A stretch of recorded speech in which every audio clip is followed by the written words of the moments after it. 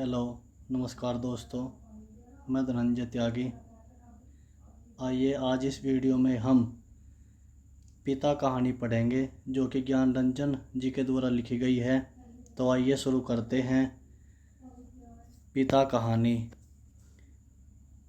उसने अपने बिस्तरे का अंदाज़ा लेने के लिए मात्र आध पल को बिजली जलाई। बिस्तरे फर्श पर बिछे हुए थे। उसकी स्त्री ने सोते सोते ही बड़बड़ाया, आ गए, और बच्चे की तरह करवट लेकर चुप हो गई। लेट जाने पर उसे एक बड़ी डकार आती मालूम पड़ी, लेकिन उसने डकार ली नहीं। उसे लगा कि ऐसा करने से उस चुप्पी में खलल पड़ जाएगा जो चारों तरफ भरी है, और काफ़ी रात गए, ऐसा होना उचित नहीं है।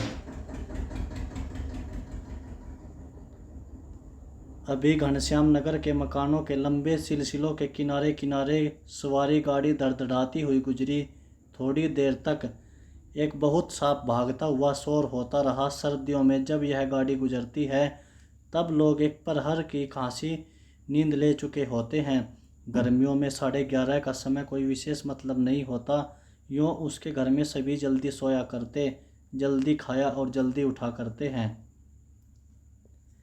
आज बेहद गर्मी है। रास्ते भर उसे जितने लोग मिले उन सब ने उससे गर्म और बेचैन कर देने वाले मौसम की ही बात की। कपड़ों की फजीहत हो गई, बदहवासी, चिपचिपाहट और थकान है। अभी जब सारी गाड़ी शोर करती हुई गुजरी तो उसे ऐसा नहीं लगा कि नींद लगते लगते टूट गई हो, जैसा जाड़ों में प्राय लगता है, बल्कि यूँ लगा कि अगर सोने की चेष्टा शुरू नहीं की गई तो सचमुच देर हो जाएगी। उसने जम्हाई ली। पंखे की हवा बहुत गर्म थी और वह पुराना होने की वजह से चिढ़ाती सी आवाज़ भी कर रहा है। उसको लगा दूसरे के कमरों में भी लोग शायद उसी की तरह जम्हाइयाँ ले रहे होंगे, लेकिन दूसरे कमरों के पंखे पुराने नहीं हैं। उसने सोचना बंद करके अन्य कमरों की आहट लेनी चाहिए। उसे कोई बहुत मासूम सी ध्वनि भी 1-1.5 मिनट तक नहीं सुनाई दी, जो सन्नाटे में काफ़ी तेज होकर आ सकती हो। तभी पिता की चारपाई बाहर चरमराई। वह किसी आहट से उठे होंगे। उन्होंने डांटकर उस बिल्ली का रोना चुप कराया जो शुरू हो गया था। बिल्ली थोड़ी देर चुप रहकर फिर रोने लगी। अब पिता ने डंडे को गच पर कई बार पटका और उस दिशा की ओर तरफ खदेड़ने वाले ढंग से दौड़े जिधर से रोना आ रहा था, और हट हट चिल्लाए। जब वह घूम फिर कर लौट रहा था तो पिता अपना बिस्तर बाहर लगाकर बैठे थे। कनखी से उसने उन्हें अपनी गंजी सी पीठ का पसीना रगड़ते हुए देखा और बचता हुआ वह घर के अंदर दाखिल हो गया। उसे लगा कि पिता को गर्मी की वजह से नींद नहीं आ रही है, लेकिन उसे इस स्थिति से रोष हुआ। सब लोग पिता से अंदर पंखे के नीचे सोने के लिए कहा करते हैं, पर वह जरा भी नहीं सुनते। हमें क्या भोगें कष्ट। कुछ देर पड़े रहने के बाद वह उठा और उसने उत्सुकतावश खिड़की से झांका। सड़क की बत्ती छाती पर है। गर्मियों में यह बेहद अखर जाता है। पिता ने कई बार करवटें बदली, फिर शायद चैन की उम्मीद में पार्टी पर बैठ पंखा झलने लगे। पंखे की डंडी से पीठ का वह हिस्सा खुजाते हैं जहां हाथ की उंगलियां दिक्कत से पहुंचती हैं। आकाश और दरख्तों की इस तरफ देखते हैं। रिलीफ पाने की किसी बहुत हल्की उम्मीद में शायद शिकायत उगलते हैं। बड़ी भयंकर गर्मी है, एक पत्ता भी नहीं डोलता। उनका यह वाक्य जो नितांत व्यर्थ है, अभी अभी बीते क्षण में डूब गया। गर्मी बरकरार है और रहेगी, क्योंकि यह जाड़े बरसात का मौसम नहीं है। पिता उठकर घूमने लगते हैं। 1 या 2 बार घर का चक्कर चौकीदारों की तरह हो वो करते हुए लगाते हैं, ताकि कोई सेंध वेंध न लग सके। लौटकर थके स्वर में हे ईश्वर कहते हुए उंगली से माथे का पसीना काटकर जमीन पर चुवाने लगते हैं। बड़ा गजब है। कमरे की एक दीवार से टिक कर बैठ जाने पर वह काफ़ी तनाव में सोचने लगा। अंदर कमरों में पंखों के नीचे घर के सभी दूसरे लोग आराम से पसरे हैं। इस साल जो नया पेडेस्टल खरीदा था वह आंगन में दादी अम्मा के लिए लगता है। बिजली का मीटर तेज चल रहा होगा, पैसे खर्च हो रहे हैं, लेकिन पिता की रात कष्ट में ही है। लेकिन गजब यह नहीं है, गजब तो पिता की जिद है। वह दूसरे का आग्रह अनुरोध माने तब ना। पता नहीं क्यों पिताजी की जीवन की अनिवार्य सुविधाएं से भी चिढ़ते हैं, वह झल्लाने लगा। चौक से आते वक्त 4 आने की जगह 3 आने और 3 आने में तैयार होने पर 2 आने में चलने वाले रिक्शे के लिए पिता घंटे घंटे खड़े रहेंगे। धीरे धीरे सबके लिए सुविधाएं जुटाते रहेंगे, लेकिन खुद उसमें नहीं या कम से कम शामिल होंगे। पहले लोग उनकी काफ़ी चिरौरी किया करते थे, अब लोग हार गए हैं, जानने लगे हैं कि पिता के आगे किसी की नहीं चलेगी। आज तक किसी ने पिता को वॉश बेसिन में मुंह धोते नहीं देखा। बाहर जाकर बगिया वाले नल पर ही कुल्ला दातुन करते हैं। दादा भाई ने अपनी पहली तनख्वाह में गुसल खाने में उत्साह के साथ एक खूबसूरत शावर लगवाया, लेकिन पिता को अरसे से हम सब आंगन में धोती को लंगोटे की तरह बांधकर तेल चुपड़े बदन पर बाल्टी बाल्टी पानी डालते देखते आ रहे हैं। खुले में स्नान करेंगे, जनेऊ से छाती और पीठ का मैल काटेंगे। शुरू में दादा भाई ने सोचा पिता उसके द्वारा शावर लगवाने से बहुत खुश होंगे और उन्हें नई चीज़ का उत्साह होगा। पिता ने जब कोई उत्साह प्रकट नहीं किया तो दादा भाई मन ही मन काफ़ी निराश हो गए। 1-2 बार उन्होंने हिम्मत करके कहा भी, आप अंदर आराम से क्यों नहीं नहाते? तब भी पिता आसानी से उसे टाल गए।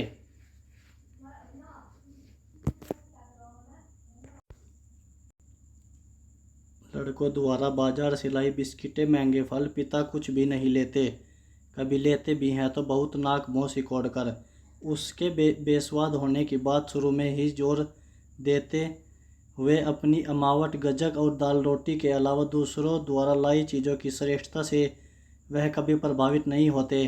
वह अपना हाथ पांव जानते हैं, अपना अर्जन, और उसी में संतोष हैं।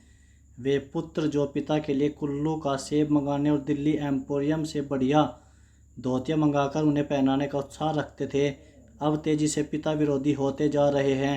सुखी बच्चे भी अब गाहे बगाहे मुंह खोलते हैं और क्रोध उगल देते हैं। लद लद बाहर आम के 2 सीकरों के लगभग एक साथ गिरने की आवाज़ हुई। वह जानता है पिता आवाज़ से स्थान साधने की कोशिश करेंगे। टटोलते टटोलते अंधेरे में आम खोजेंगे और खाली गमले में इकट्ठा करते जाएंगे। शायद ही रात में 1-2 आम उसके चूक जाते हैं, ढूंढने पर नहीं मिलते, जिनको सुबह पा जाने के संबंध में उन्हें रात भर संदेह होता रहेगा। दीवार से काफ़ी देर एक ही तरह टिके रहने से उसकी पीठ दुखने लगी। नीचे रीढ़ के कमर वाले हिस्से में रक्त की चेतना बहुत कम हो गई। उसने मुद्रा बदली। बाहर पिता ने फाटक खोलकर सड़क पर लड़ते चिचियाते कुत्तों का हड़काया। उसे यहाँ बहुत खीज हुई।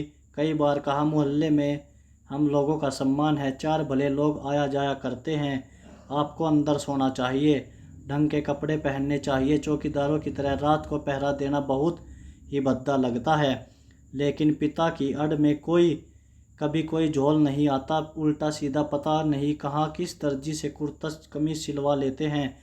टेढ़ी जेब, सदरी के बटन ऊपर नीचे लगा, सभी सोसाइटी में चले जाएंगे, घर भर को बुरा लगता है। लोगों के बोलने पर पिता कह देते हैं, आप लोग जाइए ना भाई, कॉफ़ी हाउस में बैठिए, झूठी वैनिटी के लिए बेरा को टिप दीजिए, रहमान के यहाँ 1.5 रुपये वाला बाल कटाइए, मुझे क्यों घसीटते हैं। लोगों का बोलना चुटकी भर में धरा रह जाता है। पिता वैसे तो चुप रहते हैं, लेकिन जब बात बहस में उन्हें खींचा जाता है तो काफ़ी करारी और हिंसात्मक बात कह जाते हैं। उल्टे उन्हें घेरने वाले हम भाई बहन अपराधी बन जाते हैं। कमरे से पहले एक भाई खिसकेगा, फिर दूसरा, फिर बहन, फिर तीसरा। चुपचाप सब खींचे हारे खिसकते रहेंगे। अंदर फिर माँ जाएंगे और पिता विजयी पिता कमरे में गीता पढ़ने लगेंगे या झोला लेकर बाजार सौदा लेना चले जाएंगे। हमेशा होता यही है। सब मन में तय करते हैं आगे से पिता को नहीं घेरेंगे, लेकिन थोड़ा समय गुजरने के बाद फिर लोगों का मन पिता के लिए उमड़ने लगता है। लोग मौका ढूंढने लगते हैं पिता को किसी प्रकार अपने साथ सुविधाओं में थोड़ा बहुत शामिल कर सकें, पर ऐसा नहीं हो पाता। वह सोचने लगा, भूखे के सामने खाते समय होने वाली व्यथा सरीखी किसी स्थिति में हम रहा करते हैं। यद्यपि अपना खाना हम कभी स्थगित नहीं करते, फिर भी पिता की असंतृप्ति के कारण व्याकुल और अधीर तो हैं ही।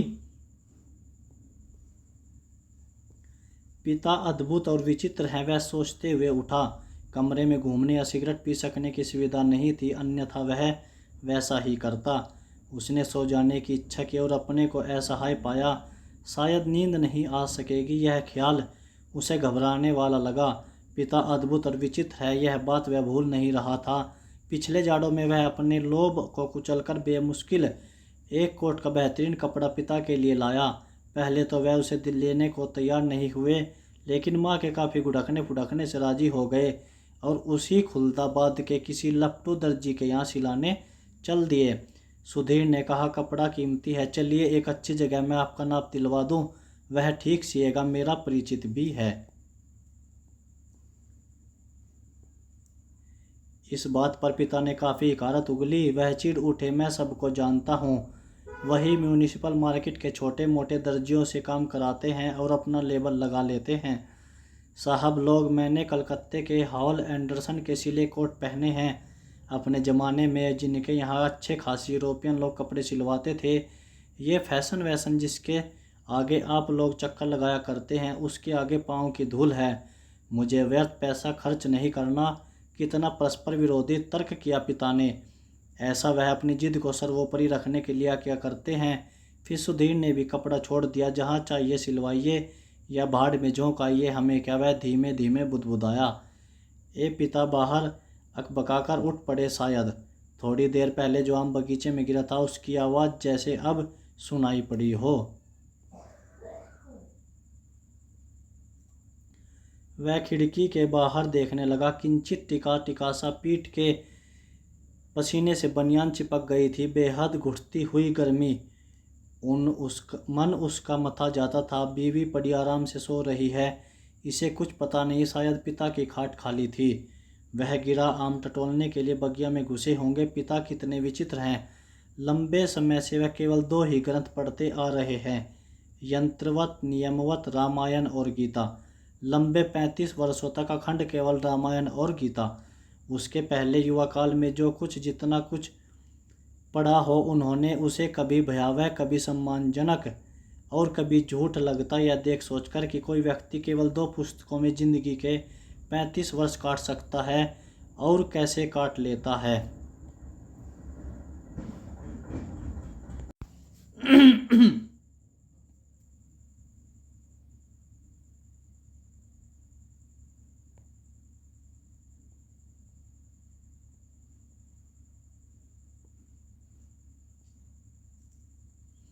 नैरलोको शेड से उठती इंजनों की सटिंग ध्वनि न कंक्रीट की ग्रेंटनक पर से होकर आती धूमनगंज की ओर इक्के दुक्के लौटते इक्कों के घोड़ों की तापों ने झगड़ते कुत्तों की भौंक भाग।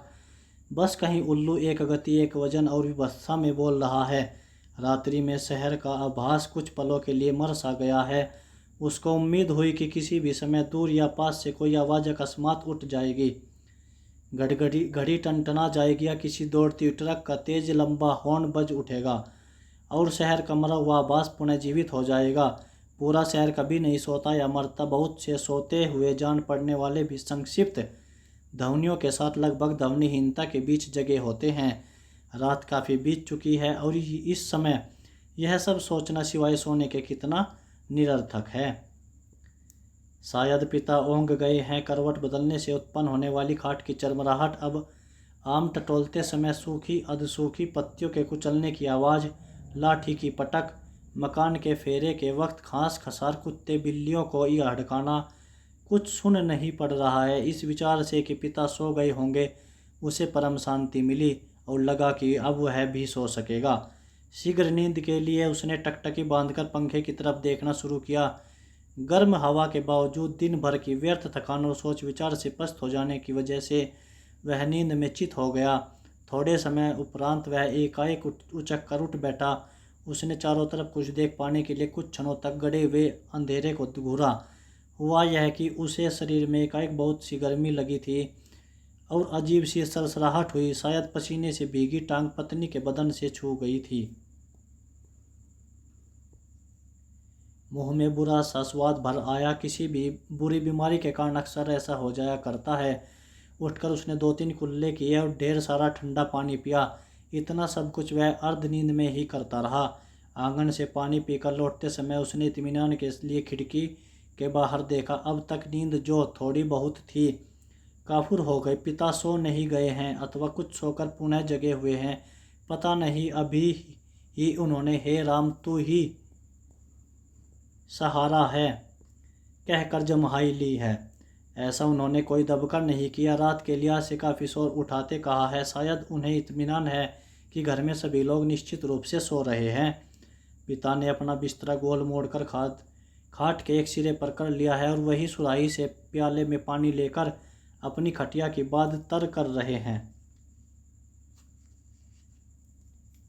सुराही से खाट तक की, खाट से सुराही तक बार बार आते जाते। बहुत बार ऐसा करने पर खाट का बाँध तर हुआ है। इसके बाद उन्होंने पानी पिया और पुनः एक बड़ी आवाज़दार जमाई के साथ लिपटे हुए बिस्तरे का सिरहाना बना निखरी खटिया पर लेट गए।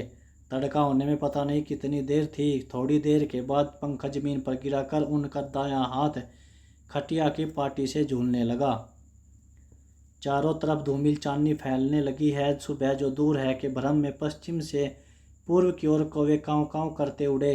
वह खिड़की से हटकर बिस्तरे पर आया। अंदर हवा वैसे ही लू की तरह गर्म है। दूसरे कमरे स्तब्ध हैं। पता नहीं बाहर भी उमस और बेचैनी होगी। वह जागते हुए सोचने लगा, अब पिता निश्चित रूप से सो गए हैं शायद। दोस्तों, इस वीडियो में हमने पिता कहानी को पढ़ा जो कि ज्ञान रंजन जी के द्वारा लिखी गई है। दोस्तों, आपको कहानी अच्छी लगे तो चैनल को सब्सक्राइब करिए, शेयर करिए। धन्यवाद।